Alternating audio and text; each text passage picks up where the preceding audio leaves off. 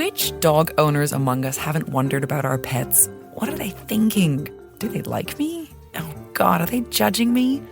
Well, a new study has revealed that dogs are even better at reading our emotions than chimpanzees, who are our closest evolutionary relative. I'm Samantha Selinger-Morris, and you're listening to the Morning Edition from The Age and the Sydney Morning Herald. Today, science reporter Angus Dalton on how scientists reached this conclusion and what we may want to know to help our dogs lead their best lives. It's August the 17th.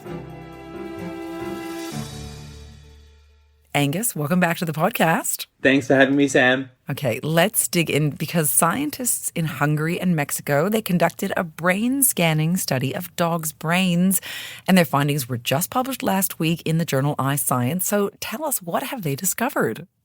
Yes, so scientists scanned the brains of 14 dogs and found yet another reason to love our four-legged friends, which is that they are really good at reading human emotion or facial expressions, which might not come as a surprise to anyone who's a dog lover. They do seem really in tune with us. They kind of seem to match our mood a lot of the time. But we actually don't really have a lot of data as to what's actually happening in a dog's brain. So this is really cool research. The study actually analysed the brain activity of dogs while they were being shown images of human faces that were happy, sad, scared, angry, or neutral. And the areas of their brain that lit up were actually quite different for most of these emotions.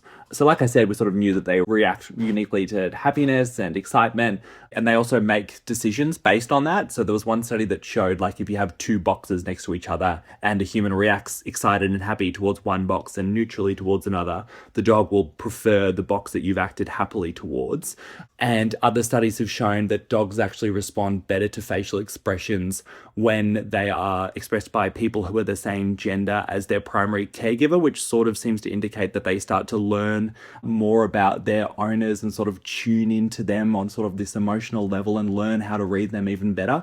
But this study really added more evidence that dogs react uniquely to, as I said, human happiness, which really lights up their brain like a Christmas tree, in particular the reward center of the brain. So that authors speculate that human happiness and smiles is kind of like giving a dog a treat or a toy, which is so adorable. What this study really showed is that happy human faces triggered activity in the temporal cortex, which is an area of the brain that recognizes faces and processes emotional cues, and the caudate nucleus, which handles rewards and motivation. And the researchers said this was a really interesting part of the study and really suggested that happy human faces in particular may have emotional significance for dogs, and that taken together with other studies, one of the main takeaways is that dogs interpret human happiness, even the smiles of strangers, like in this study, as a reward. So the researchers actually said that we can reward our dogs with treats, but also with happiness, and that the science now says that we have to smile at every dog on the street because it makes them happy. That's just what science says now. And the other really key part is that they can discern the difference between a range of negative emotions, which we don't actually have a lot of other data on. So yeah, as I said, this mightn't come as a surprise to any dog lover, but if you really stop to think about it, it's pretty amazing that these species that are so different to us have come to learn our emotions, learn our facial expressions to the degree that the authors actually say they do it better than our closest evolutionary relatives, the chimpanzees. Which is absolutely incredible. And what did we learn, if anything, about the dogs and how they respond to negative emotions like fear and anger or sadness? Yeah, so when they were shown these negative emotions, for the most part, they lit up different regions of the brain. I won't try and pronounce the regions of the brain because it's just like a long sort of spell of Latin, but the key part was that they reacted differently, right? So they seem to maybe struggle a little bit more to tell the difference between sadness and anger, at least in this study based just on images of people's emotions. But they did, for the most part, seem to differentiate between these emotions really well. And they particularly reacted strongly, though, to both fear and anger over sadness. And that kind of makes sense because if a nearby human is scared, it makes sense evolutionarily for a dog to be aware of that. And if a human is scared, it may indicate that there's a threat nearby for the dog as well. And if a human is angry, that can obviously also have consequences for a dog. The angry person can represent a direct threat to a dog, so it's really important for a dog evolutionarily to be in tune with that as well.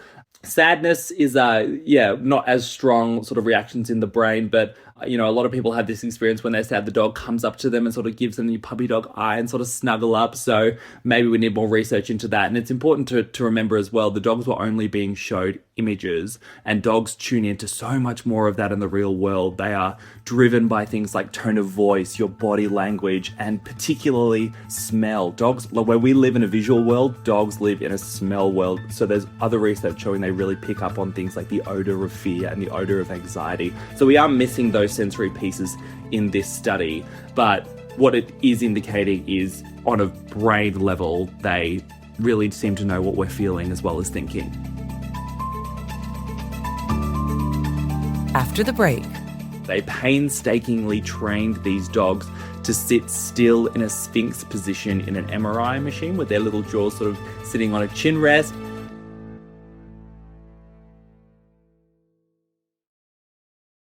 Can you tell us a little bit about how scientists actually conducted this study? Because, I think you and I probably both, and some of the listeners, I'm sure, know humans who find MRI machines tricky, stress that they might, do a big exhale and their body might move and it's going to mess things up. So how did they get the dogs to cooperate?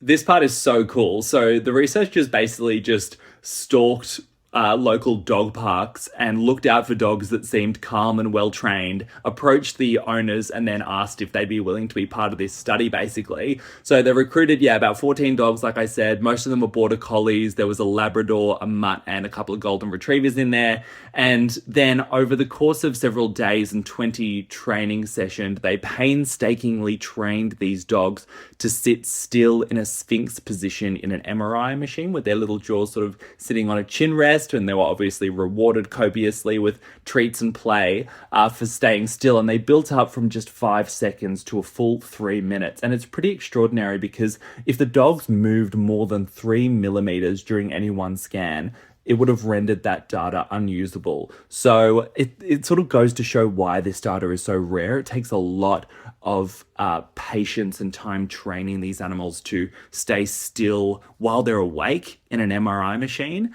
So that training is what allowed the dogs to stay still in an MRI machine, which was a pretty amazing feat. And then the scientists could start showing them these images of human faces and do the actual study. I love that. Just more data if we needed it. The dogs are better than us. Like, we knew that already, but...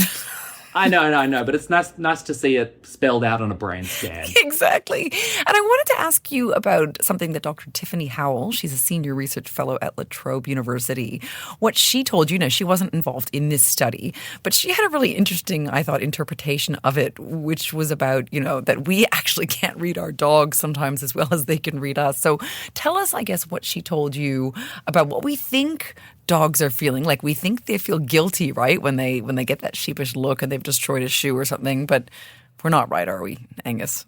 A lot of the time, no. It's kind of an irony, right? The dogs seem to be really good at reading our emotions, but a lot of the time we misinterpret their behavior. So the classic example is, as you said, the guilty look. Like, if they've torn apart a toilet roll or destroyed a shoe, you'll often get that sort of slinking look where they'll hit you with the big eyes and they'll sort of hunch over a little bit and act what we read as guilty. But researchers showed that they're not actually really feeling guilty. What they're doing is interpreting that we're angry and acting submissive to try and avoid punishment. So they're kind of playing us in that way. And a lot of the times in those situations, they're actually probably a bit scared as well rather than guilty. So there's a sort of welfare element to that as well. But they do, though, seem to get jealous. There's been studies where scientists will get dog owners to interact with a bucket and be like, oh my God, hey, and like interact with this bucket, and their dog is nearby and doesn't really care.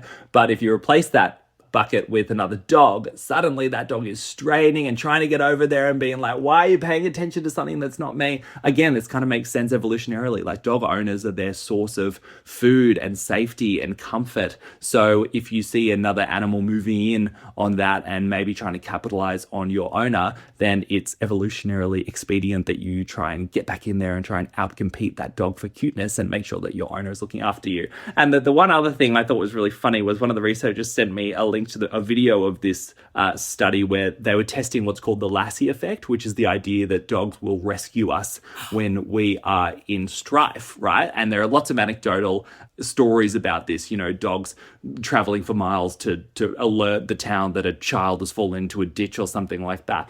So the scientists actually studied this, and they got owners to come into a room with their dogs, and they'd rigged up this bookcase to fall onto the owners, and then the owners would pretend to be squashed and be like, help, I'm stuck.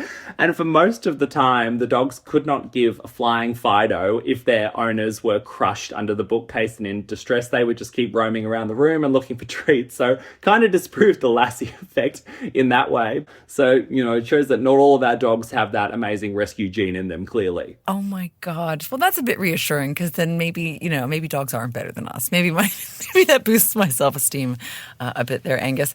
Now, just to wrap up, I wanted to ask you about a tip that Dr. Mia Cobb told you about how we can make our dogs' lives better. She's an animal welfare scientist and dog expert. What can we do, Angus? Yeah, so it kind of goes to this point that, this study was in some ways limited because it was only relying on visuals, and dogs are primarily smell-driven.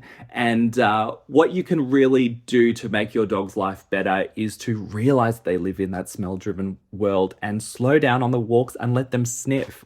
Because when we go for a bushwalk, for example, we're looking for those visual nice things. We're looking at flowers, we're hiking to the lookout, and we're looking at a beautiful mountain view. For a dog, that's a telegraph pole covered in wee. That's what this scientist compared.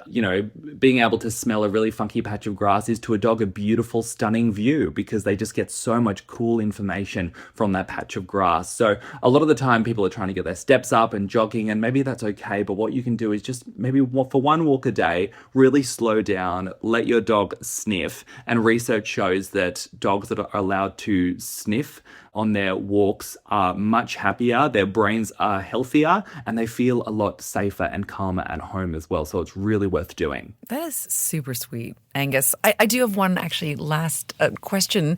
Do we know why all of these studies about dogs are coming out now? Is there any particular reason? I don't know. I mean, what we do know in a place like Australia is that dog ownership is really increasing. I think at least half of all households now have a dog within them. So man's best friend is only becoming closer to the human race. And I think that means that we become ever more curious about these animals that have become such intrinsic parts of our lives after really co-evolving with us for the last 14,000 years. That's incredible. Thank you so much, Angus, as always, for your time. Anytime.